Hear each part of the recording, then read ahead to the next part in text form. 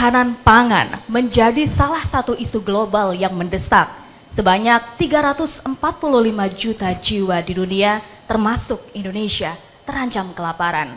Untuk mengatasi ancaman ini, Presiden Republik Indonesia Joko Widodo mencoba untuk melakukan berbagai upaya, salah satunya dengan menjaga ketahanan pangan di Indonesia, khususnya juga di Provinsi Lampung.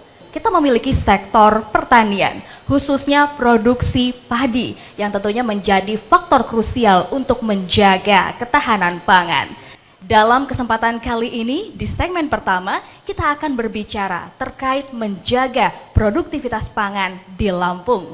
Bersama saya Herdiani Oktavia telah hadir dua narasumber kita pada kali ini, Kepala Dinas Ketahanan Pangan, Tanaman Pangan dan Hortikultura Provinsi Lampung, Bapak Insinyur Kusnardi, Magister Agroekonomi. Assalamualaikum Bapak Kusnardi. Waalaikumsalam warahmatullahi wabarakatuh. Kepada Kepala Kantor Perwakilan Bank Indonesia Provinsi Lampung, Bapak Budiono. Assalamualaikum Bapak Budiono. Waalaikumsalam warahmatullahi wabarakatuh. Selamat siang Mbak Dia. Selamat datang dan tentunya juga terima kasih Bapak sudah sedia untuk bergabung bersama kami. Kita mulai dari Bapak Kusnardi terlebih dahulu tentunya Bapak. Boleh disampaikan kepada kami seperti apa sih Pak kondisi produktivitas pangan sendiri di Provinsi Lampung saat ini? Silahkan Bapak. Oke, terima kasih Mbak Dian. Assalamualaikum warahmatullahi wabarakatuh. Yang hormat Pak Gubernur, Pak Budi, terutama juga Pemret dari Lampos, terima kasih nih kita sudah diberikan kesempatan untuk menyampaikan tentang ketahanan pangan khususnya di Provinsi Lampung, rekan-rekan dari UPD dan Bapak Ibu semua yang hadir, termasuk dari PU. Jadi untuk pangan, Ibu, kondisi pangan di Provinsi Lampung, alhamdulillah kita harus bersyukur pada Allah bahwa dari prognosa ketersediaan kebutuhan neraca pangan kita, alhamdulillah Lampung ini untuk pangan terutama beras ya, kita harapkan di tahun 2023 ini kita surplus 834.000 ton ya. Kalau kemarin aja kita tahun 22 kita surplus 780, kita udah urutan keempat, mungkin juga kita masih bisa pertahankan, kita bisa masih menyumbangkan beras kita ke saudara-saudara kita di Provinsi Lampung di seluruh Indonesia. Jagung juga demikian, kita masih tetap nomor 3 nasional dan ini memang walaupun demikian banyak yang ngincar nih jagung dari Lampung sehingga harga jagung di Lampung agak tinggi karena memang permintaannya banyak dari tempat lain. Untuk kita kemarin juga agak pusing juga masalah harga jagung meningkat sehingga mempengaruhi harga telur dan harga daging ayam beras. Tapi alhamdulillah kita sudah koordinasikan produsen jagung, petani-petani kita kerjasamakan dengan kawan-kawan petelur dari Lampung ini. Kedelai yang tadi disinggung oleh Pak Gubernur, ya ini emang kita akan revitalisasi Bu.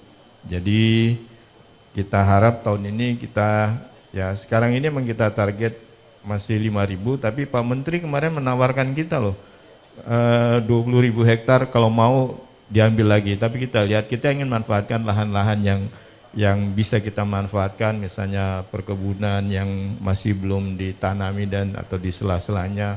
Kalau perlu ini kuburan pun ditanam kedelai Bu, ya nggak asal. Saya kira nenek moyang kita ini ya rela lah asal kita Lampung berkecukupan pangan tidak impor lagi kedelai. Bawang merah juga kita sedang usaha. Ya Pak Gubernur dorong saya terus tuh. Kok kapan nih kedelai? Ya kita bawang merah ya. Tadi kita usaha terus ya. Pak Budi juga udah bantu kita nih nanam kedelai pakai smart farming ya, akurat farming. Luar biasa Pak Budi. Terima kasih dari Bank Indonesia. Kalau bawang putih sudahlah, ya enggak, emang kita alamnya kurang pas, ya biasalah. Allah kan menjadikan sesuatu itu enggak semua bisa, ya enggak, supaya kita berhubungan sama orang lain. Cabai juga kita usahakan, kalau daging yang kita termasuk lumbung ternak di Indonesia ya, kita juga akan surplus daging sapi, kita harapkan kita surplus 2.700 ton daging ayam. Kalau gula pasir kita tahu semua ya, Lampung sepertiga dari gula di nasional ini termasuk dari Lampung. Minyak goreng juga demikian. Ya, walaupun kita dibandingkan dengan provinsi lain sawitnya, tapi kita bisa mandiri juga di produksi CPO kita dan minyak goreng ini. Mudah-mudahan ke depan kita tidak jadi masalah ya, dan kita tetap menjadi lokomotif pertanian di Indonesia. Saya kira itu kondisi pangan kita, Ibu. Luar biasa, menarik sekali dan tentunya kita apresiasi langkah yang telah dilakukan oleh Dinas Ketahanan Pangan. Nah Pak, tentunya kita seperti sudah melihat data-data tadi, kita sudah memiliki juga gambaran pastinya ya Pak ya, dalam menghadapi isu global terkait dengan krisis pangan. Nah menurut Bapak sendiri, apakah kita cukup mampu menghadapi isu global ini Pak? Kami yakinlah ya, krisis pangan mudah-mudahan tidak lewat Lampung lah ya, karena beberapa upaya yang kita laksanakan di bidang infrastruktur, misalnya kita banyak memperbaiki irigasi yang rusak ya Pak, melalui dana APBN, APBD juga banyak juga ya. Apalagi kita banyak mencetak sawah baru dengan adanya bendungan. Mudah-mudahan dengan tambahan bendungan di Marga 3 kan ada tambah sekitar 12.500 sampai 25.000 hektar. Itu kalau kita tanami 2 kali aja itu bisa ada tambah sekitar 150-an ribu ton gabah kering giling. Luar biasa itu. Ya, jadi kalau itu nambah, kita bisa menutupi kehilangan sawah kita yang 100 hektar per tahun. Tapi jangan kita cegah juga itu, jangan sampai ini. Kita mendorong kawan-kawan di kabupaten, Pak Bupati, Wali Kota untuk menerbitkan perda lahan pertanian abadinya, terutama lahan sawahnya. Samping itu juga kita terus koordinasi dengan para peneliti, baik peneliti yang ada di kementerian, termasuk juga Pak Gubernur sangat intensif itu, ya, mengundang IPB, kerjasama dengan Unila, untuk kita coba teknologi-teknologi baru, misalnya teknologi padi yang genjah, ya, teknologi padi berumur singkat dan tidak rakus air ya, kering. Kemarin juga waktu di Penas, alhamdulillah ya, Lampung ya diberi kehormatan, cuma beberapa provinsi aja yang dapat jadi ketempatan padi yang hemat air, tidak itu kita dapat langsung diberikan oleh Pak Menteri itu. Dari segi-segi itu kita juga menjaga air, tata cara budidaya, penyiapan sarana produksi dengan KPB tadi sudah dijelaskan lebih detail oleh Pak Gubernur, sehingga tidak ada lagi masalah dalam penyiapan sarana produksi. Dari sisi panen, Pak Gubernur dan dari pusat menyiapkan itu mesin panennya Pak Budi, combine harvester, jadi kehilangan hasil lebih sedikit lagi. Terus OPT, organisme pengganggu, kita juga giatkan lagi dengan pengendalian terpadu, pengendalian dengan tikus sekarang masalahnya. Alhamdulillah kalau tahun ini nggak ada masalah lah di kresek, orang nggak terlalu berat lah, kita bisa atasi. Yang agak berat nih tikus. Pak Gubernur menyarankan udah pakai biologis saja, ya nggak, pakai burung hantu, ya. Jadi kita buatkan tuh kandang-kandang burung hantu di beberapa tempat, biar nggak usah pakai semprot-semprot lah, ya nggak, itu kan beracun juga tuh, ya. Kemudian pertanian, kelembagaan pertanian juga kita perbaiki, ya, distribusi, pemasaran dan sebagainya kita siapkan. Itu baru dari sisi produksi, atau kalau dalam pilar ketahanan pangan kan ada 2 ya, ada ketersediaan, ada distribusi dan keamanan pangan serta penganeka-ragamannya itu. Nanti distribusi kita perbaiki juga, ini nanti dari infrastruktur juga, terus struktur pasar, kelembagaan pertanian melalui KPB dan lain-lain, BUMDes dan sebagainya nanti juga ya kita giatkan itu. Saya kira untuk sementara itu Bu, terima kasih. Baik, wah kalau bicara tentang paparan yang sudah Bapak sampaikan, kita juga semakin optimis sesuai dengan tema yang kita buat pada hari ini ya Pak ya, Lampung kian tangguh hadapi krisis pangan. Itu tadi dari Bapak Kusnardi. Tentunya kita juga ingin mendengarkan seperti apa peran dan juga upaya yang sudah coba dilakukan juga oleh Kantor Perwakilan Bank Indonesia Provinsi Lampung. Silahkan Bapak Budiono, boleh disampaikan apa saja upaya real yang sudah dan sedang dilakukan. Baik, terima kasih Mbak Dian, Bapak Ibu yang saya hormati. Kami sapa juga dengan hormat Bapak Gubernur dan juga seluruh hadirin. Kami sampaikan bahwa bicara mengenai ketahanan pangan dan apa sih kaitannya dengan pengendalian inflasi. Dalam sambutannya tadi Bapak Gubernur sudah menyampaikan perlunya stabilitas harga. Jadi bukan hanya cukup tetapi juga stabil. Nah, bicara mengenai pengendalian harga, khususnya harga pangan, ini tidak terlepas dari manfaatnya kita mengendalikan harga pangan.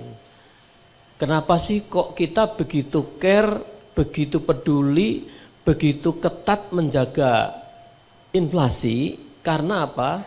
Karena tinggi rendahnya inflasi ini akan berpengaruh kepada jumlah atau tingkat pendapatan real masyarakat.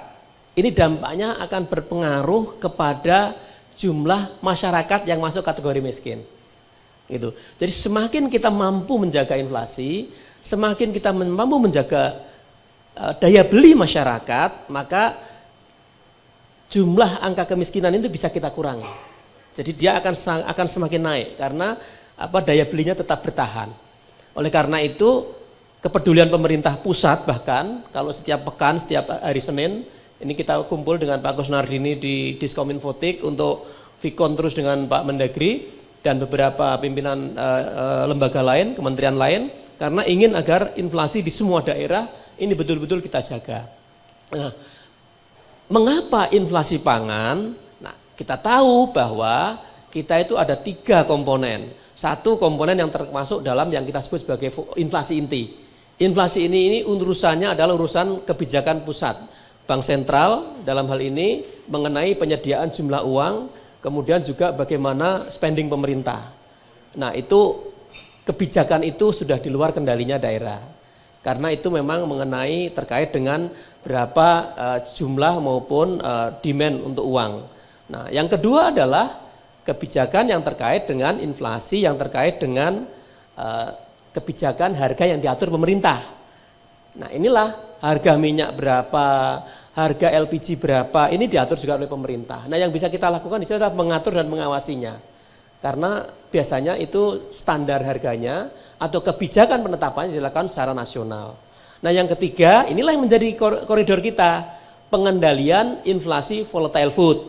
Nah, pengendalian inflasi yang kategorikan termasuk dalam jenis komoditas pangan bergejolak harganya ini, inilah yang kita kendalikan untuk di daerah-daerah, dan ini semua di daerah, termasuk yang kita lakukan dengan beberapa gerakan-gerakan yang beberapa bulan terakhir ini kita gencarkan. Kolaborasi kita dengan pemerintah daerah itu juga dalam upaya agar yang namanya volatile food itu bisa terkendali. Saya ambil contoh misalnya katakanlah kita di Lampung ini kebetulan dari statistik yang ada, yang direcord oleh BPS, itu ada 5 komoditas yang memang menjadi perhatian kita, yang dari waktu ke waktu selalu dia akan sangat mempengaruhi inflasi pangan kita. Satu adalah harga beras, maaf saya ulang dari yang paling frekuen. Satu adalah cabai merah, aneka cabai, kemudian bawang merah, beras, daging ayam ras, telur ayam ras, dan ketiga minyak goreng. 5 komoditas inilah yang harus kita jaga secara keseluruhan. Nah, ini tadi Pak Kusnadi menyatakan kalau padi nggak ada isu, jumlah produksinya banyak. Namun demikian karena perdagangannya yang menghasilkan di Lampung Tengah, Lampung Utara, kemudian juga di Lampung Timur, sementara yang makan di Bandar Lampung, yang tidak ada tanaman padi. Nah, inilah yang harus kita tata mengenai bagaimana agar distribusinya lancar. Nah, itu mungkin Mbak Dian beberapa poin terkait dengan kaitan antara bagaimana kita menjaga ketahanan pangan Lampung yang semakin kuat ini dengan bagaimana nanti perannya terhadap pengendalian harga dan impact-nya terhadap jumlah angka kemiskinan yang bisa kita tekan. Ya, semakin kita mampu meningkatkan pendapatan diiringi dengan mempertahankan tingkat inflasi, maka jumlah angka masyarakat miskin kita akan semakin kecil. Dan ini adalah amanah yang harus kita jalankan bersama. Dalam hal ini Bank Indonesia tentu mendukung kebijakan-kebijakan strategis pemerintah daerah yang dimaksudkan untuk mendukung ketahanan pangan dan mendukung stabilan harga. Demikian Mbak Dian. Wah, tentunya semuanya saling berpengaruh. Karena itu kita juga perlukan dialog dan juga sinergi terus-menerus dari instansi terkait. Nah, bicara tentang ketahanan pangan, tadi Bapak Budiono sampaikan tidak hanya cukup, tapi perlu stabil. Salah satunya juga tentunya pengendalian inflasi pangan. Nah, kita juga ucapkan selamat tentunya kepada Kantor Perwakilan Bank Indonesia Provinsi Lampung yang telah melaunching Gerakan Nasional Pengendalian Inflasi Pangan atau GNPIP. Tentunya ini menjadi salah satu upaya yang bisa dilakukan ya Pak ya. Tapi boleh Pak disampaikan apa tujuan lebih dari Gerakan Nasional Pengendalian Inflasi Pangan ini sendiri? Baik, terima kasih Mbak Dian. Jadi Gerakan Nasional Pengendalian Inflasi Pangan atau sebagai mana kita biasa sebut dengan GNPIP, ini adalah gerakan yang kita lakukan di seluruh Indonesia, di semua daerah. Apa yang ingin kita tuju adalah agar komponen yang tadi itu, inflasi pangan, karena gini, inflasi pangan itu komponennya cukup besar untuk di kita. Oleh karena itu kalau kita fokus bisa mengendalikan itu sudah sangat berpengaruh kepada pencapaian stabilitas harga di Lampung. Nah, apa yang kita lakukan? Ada beberapa yang kita lakukan. Antara lain kita mencoba gerakan untuk menanam komoditas-komoditas yang tadi kita perlukan. Cabai misalnya, bawang misalnya, tadi Pak Kusnadi sudah menyampaikan, dan ini bukan hanya kepada petani cabai dan bawang, kita ajak masyarakat untuk kita nanam bersama.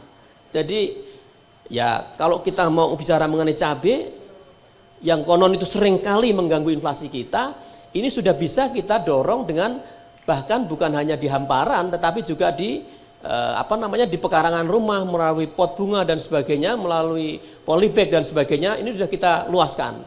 Bukannya di wilayah Bandar Lampung dan sekitarnya, kalau yang seperti itu sudah kita perluas juga di kota metro sebagai salah satu konsumsi besar, dan nanti akan kita perluas beberapa instansi. Bahkan kita juga akan kerjasama dengan TNI untuk nanti di kompleknya TNI kita dorong untuk mereka kita kasih bibit dan pupuk untuk nanti bisa juga anggota TNI bisa mendorong untuk itu anggotanya menanam. Nah, jadi ini adalah kita sebut sebagai gerakan karena ini bersama-sama. Nah, kalau dengan petani kan sudah biasa, ini Pak Kus sudah paham betul. Nah, yang kita dorong adalah agar produktivitasnya naik. Itu kalau yang kita sebut gerakan tanam. Nah, selain komoditas cabai, tadi Pak Kus menyampaikan bawang merah. Ini juga kita lakukan. Nah, bawang merah ini tentu nanti kita akan mengikuti arahan dari Dinas Ketahanan Pangan dan Pak Gubernur mengenai kira-kira di mana yang tepat. Tetapi karena ini memang dari tahun ke tahun selalu menjadi faktor pendorong, maka itu akan kita jadikan sebagai salah satu sasaran komoditas yang bisa kita tanam.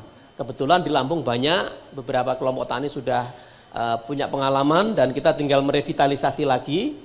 Dan tahun lalu kita lakukan juga di salah satu desa di Kota Gajah, kemudian tahun sebelumnya lagi di salah satu kecamatan di Adiluweh Pringsewu, dan ini adalah terus kita lakukan. Nah, tentu ini kolaborasi karena memang BI bukan bidangnya itu, tetapi kita memberikan stimulan kepada masyarakat. Kemudian nanti tentu dari dinas terkait dalam hal ini yang dipimpin oleh Pak Kusnadi dan arahan Pak Gubernur, beberapa tempat akan dilanjutkan dengan perluasan-perluasan. Jadi saya kira dengan demikian itu bisa kita penuhi. Yang lain selain tanam adalah kerjasama antar daerah.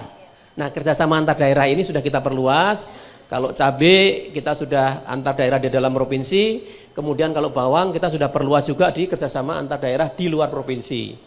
MOU dengan Brebes sudah kita jalankan, kita sudah tugaskan orang beberapa kawan untuk melihat ke sana, beberapa kelompok tani juga. Nanti akan kita assign, kita undang satu pelatih dari sana untuk nanti memberikan pelatihan di sini untuk kunjungan dari tempat ke tempat yang di-assign oleh Bank Indonesia. Jadi ini juga bagi peran dari kita. Nah, selain itu kita tentu juga hilirisasi yang penting lagi. Karena kalau tanaman, cabai dan bawang tidak kita lakukan proses hilirisasi, nanti mereka banyak hasilnya, kita juga tidak bisa menjamin stabilitas harga. Nah, karena stabilitas harga itu perlu, maka kita hilirisasi dilakukan. Nah, itu adalah beberapa ya yang bisa kita lakukan. Nah, terkait dengan yang ini tadi GNPIP ini, kita juga akan tentu sekali lagi BI tidak berjalan sendiri. Kita sifatnya adalah mendukung kolaborasi dan tentu selaras dan seiring dengan apa yang menjadi kebijakan strategis dari pemerintah daerah. Nah, itu kira-kira. Nah, saya mungkin perlu quote satu angka Mbak Dian, bahwa ternyata dari hasil kita GNPIP selama beberapa periode ini, termasuk dari tahun lalu, kita sudah bisa berhasil menurunkan angka angka yang kita sebut sebagai inflasi pangan dari semula rata-rata satu tahun itu, satu bulan itu kalau tahun-tahun lalu itu 1,04% menjadi 0,29%. Jadi ini saya kira hasilnya nyata bahwa dengan gerakan-gerakan ini secara data yang direcord oleh BPS, angka inflasi pangan kita di Lampung menurun dari semula 1,04% rata-rata di beberapa periode terakhir ini menjadi 0,29% di periode terakhir. Jadi saya kira ini juga hal yang positif yang hasil konkretnya bisa kita capai dan bisa kita beritahukan. Sudah Demikian, bisa terlihat hasilnya ya Pak ya dalam beberapa bulan ini. Luar biasa sekali tentu upaya yang dilakukan. Nah tentunya kita akan melanjutkan kembali dialog kita tapi kita akan break sejenak. Dan untuk Anda pemirsa Metro TV Lampung, tetaplah bersama kami dalam Lampung Economic Summit 2023.